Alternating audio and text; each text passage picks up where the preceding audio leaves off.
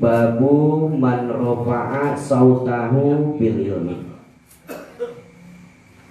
Jadi bab ini menyampaikan man rafa'a sautahu bil ilmi. Seseorang yang nadanya ini dikeraskan, mengeraskan suaranya. Man rafa'a sautahu bil ilmi, ketika menyampaikan ilmi suaranya dikeraskan. Di sini baik dengan menggunakan pengeras suara ataupun tidak, intinya suaranya dilantangkan. Nah, di sini tidak membahas tentang masalah golongan-golongan, akan tetapi ini hanya sebatas menyampaikan apa yang disampaikan di dalam kitab ini. Ya. Di sini bab man rafa'a sautahu bil ilmi. Bab tentang masalah mengeraskan suara ketika menyampaikan ilmu. Di sini diriwayatkan oleh Syekh Abu Nu'man Amir bin Al-Fadli. Abu Nu'man kunyahnya, Amir itu adalah lakabnya, namanya Muhammad. Jadi Abu Nu'man Amir Muhammad bin Al-Fadli ini menerima riwayat dari Imam Abu Awana. Imam Abu Awana menerima dari Imam Abi Bishrin. Imam Abi Bishrin menerima dari Yusuf bin Mahak. Ini ada dua pendapat, ada yang haknya itu difatahkan, ada yang haknya ini dikasrahkan, tapi ini termasuk isim ghair munsharif, tidak pakai tanwin. Jadi Yusuf bin Mahak, Yusuf bin Mahak atau Yusuf bin Mahik. Nah, Yusuf bin Mahik menerima dari Abdullah bin Amr. Abdullah bin Amrin qala. Jadi matan hadis ini diriwayatkan oleh Abdullah bin Amr. Qala takhallafa anna an-nabiy sallallahu alaihi wasallam. Pada satu waktu takhallafa Rasulullah ketinggalan. Takhallafa an-nabiy, Rasulullah ketinggalan anna dari rombongan para sahabat. Pisah protein pada satu perjalanan. Safarnahu, perjalanan kami beserta Rasulullah. Di satu perjalanan Rasulullah tertinggal. Jadi posisinya Rasul ada di belakang para sahabat. Wa adrakana, Rasulullah tahu. Dikarenakan ini keistimewaan Rasulullah, sifat Rasulullah, apa yang disampaikan oleh para sahabat walaupun jaraknya jauh, walaupun bisik-bisik, itu akan terdengar oleh Rasulullah. Jadi waktu walaupun jaraknya jauh dan dekat ini tidak ada perbedaan. Gitu. Walaupun bisik-bisik, walaupun jaraknya jauh, pandangan penglihatan Rasulullah antara jarak yang dekat dengan jarak yang jauh itu pandangannya sama. Terlihat nampak sepertinya di jarak yang dekat. Nah, ini terlihat oleh Rasulullah. Wa adrakana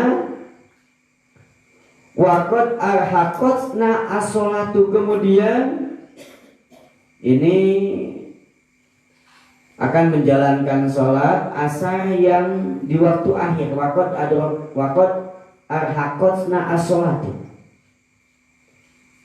Jadi ada di waktu akhir sholat. Di sini ada satu riwayat sholatnya sholat asar. Jadi di perjalanan Rasulullah ada di belakang para sahabat. Ini di akhir waktu asar. Rasulullah dan para sahabat ini belum menjalankan sholat asar. Ya. Nah, para sahabat sebelum sholat dikarenakan berhadas, kemudian wa nahnu natawaddu. Kami, kata para sahabat, natawaddu, berwudu, faja'alna namsahu ala arjulina. Salah satu di antara fardu wudu itu membasuh kaki. Ketika membasuh kaki, faja'alna namsahu ala arjulina. Kemudian kami hanya sebatas mengusap dengan asal-asalan. Jadi membasuh kaki cuma diusap aja, nggak sempurna. Tumitnya ini tidak terkena air. Tumit para sahabat kelihatan walaupun jauh. Cara wudhunya para sahabat itu ternyata dikarenakan tergesa-gesa, ya takut keluar daripada waktu asar. Ini kan di akhir waktu asar. Nah ini lagi membasuh kaki, tumitnya tidak terbasuh.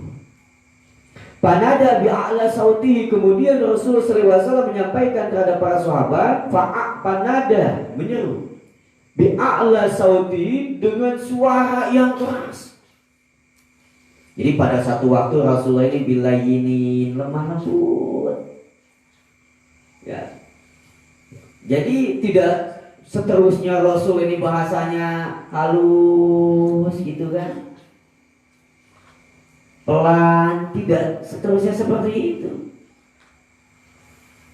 Nah ini Rasulullah panada bi'ala sautihi, dengan suara yang keras mengucapkan ucapan wailul lil aqabin. Rasulullah marrataini aw salasan.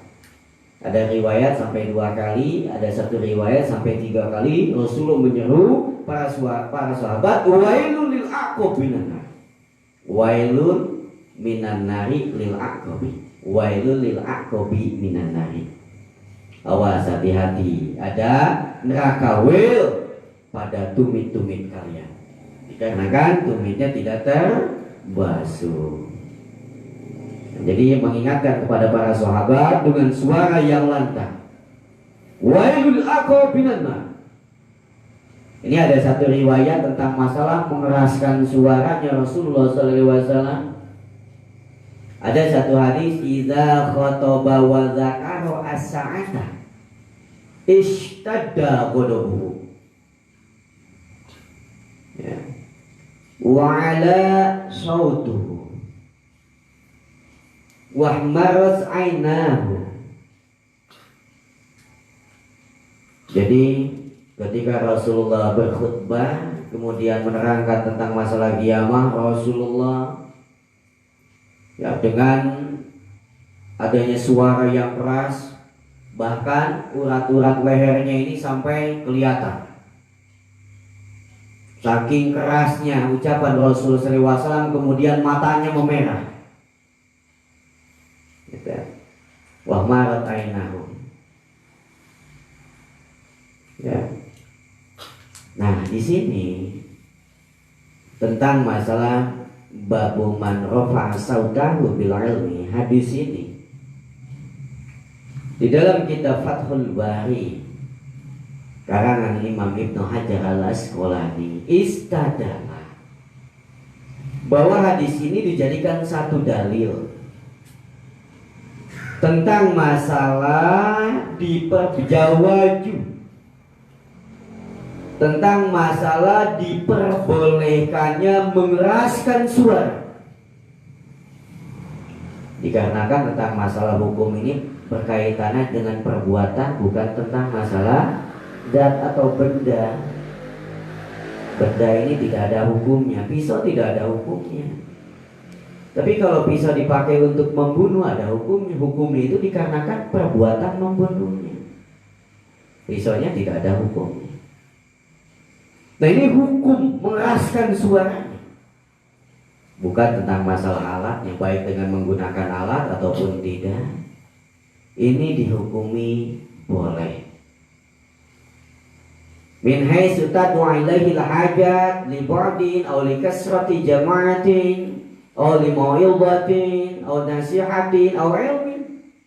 Nah di dalam kitabnya itu alasannya ketika memang ada kebutuhan kalau kita ya untuk biar terdengar Bukan ngajinya bukan hanya sebatas tabaruk. Ilmu itu harus benar, nyata, terdengar. Kalau di dalam ilmu hadis, duduknya di belakang pintu sama yang memang nyata pun itu akan berdampakan kualitas hadisnya bisa beda-beda. Ya. Ketika mendapatkan hadisnya ngumpet-ngumpet umpamanya gitu. Itu akan berdampak kualitasnya. Nah begitu pula ketika suaranya jelas dan tidak jelas, itu akan mempengaruhi tentang masalah ilmu. Ilmu zahir ya harus zahir. Kalau ilmu batin harus batin. Kalau ilmu batin tidak perlu adanya zahir, tapi afdalnya adanya proses zahir kemudian membangkitkan batin. Kalau di dalam ilmu tasawuf dikarenakan objeknya al-qulub wal arwah wan nufus. Objek itu adalah hati, ruh dan nafsu. Walaupun kita belum pernah mendapatkan bimbingan dari seorang guru secara zahir, tapi keyakinannya kuat, mengikuti apa yang kita ketahui bersumber dari gurunya, menjadi adanya bimbingan ruhani, memperkuat keimanan kita kepada Allah Subhanahu wa taala, turunnya walidah. Unlimited, tanpa batas, tidak bisa dibatasi oleh waktu dan tempat tentang masalah bimbingan rohani. Kalau ilmu zahir, ilmu burhaniyah seperti kita ngaji, pengen dapat ilmu zahir, tahu tentang masalah hukum-hukum, yaitu harus zahir. Ngajinya harus benar, dalam artian ya terdengar. Seperti itu. Nah di sini tentang masalah hukum mengeraskan suara, tad'u ilaihi hajat, ketika memang ada kebutuhan, dikarenakan jamaahnya ada yang di luar, ada yang di dalam. Ini umpamanya biar terdengar, kemudian dikeraskan suaranya, itu boleh. Tapi bukan pula ini kita pura-pura pelan aja gitu. Kalau merasa tawadu ya itu takabur juga. Pengen pelan aja biar enggak terdengar, yang penting tawadu gitu. Itu pun salah. Wilayah tawadu itu di dalam hati. Jadi orang ketika mengeraskan suaranya belum tentu takabur. Ketika ngajinya yang penting tabaruk saja umpamanya gitu, itu pun belum tentu tawadu. Takabur tawadu itu adanya di dalam hati. Memang ada nanti takabur yang zahir, tawadu yang zahir. Tapi intinya ketawaduan yang hakiki itu adalah sifat yang Allah tanamkan di dalam hati seorang hamba. Nah ini di dalam hadis ini riwayat Syekh Abu Nu'man Amir bin Al-Fadli menggunakan jalur sanad ini yang dinisbatkan terhadap Syekh Abdullah bin Amr, meriwayatkan bahwa matan hadis ini, bahwa hadis ini menjadi dalil ya, istadalah al-musannifu. Jadi pengarang kitab terutama ya para ulama ya, diantaranya Imam Ibnu Hajar al-Asqalani, bahwa dalil ini menjadi apa? Bahwa hadis ini menjadi dalil memperbolehkannya mengeraskan suara. Jadi ada babnya khusus, babu man rafa'a sautahu bil ilmi. Nah ini terutama ini ada yang menetapkan, terutama ketika berkhutbah.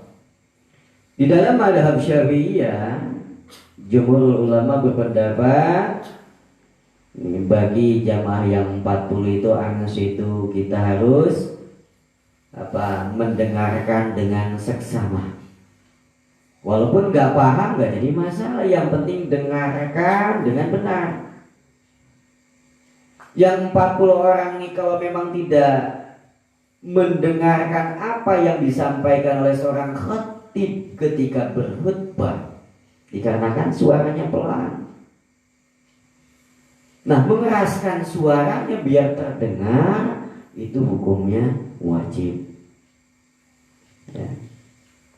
Jadi tergantung kondisinya. Itu wilayahnya wilayah fikih, bukan wilayah tasawuf. Itu wilayah fikih. Dikarenakan fikih ini hubungannya apa? Dengan perbuatan moral, perbuatan zahir kita. Nah, kalau tentang masalah sifat-sifat batin itu urusannya tasawuf. Fikihnya kita perlu belajar, tauhidnya pun ya wajib, dan ilmu tasawufnya pun wajib untuk membangkitkan amalia kita. Jangan sampai hanya sebatas kita merasa cukup dengan apa yang kita amalkan ketika kita tahu bahwa amalan kita masih banyak kurangnya.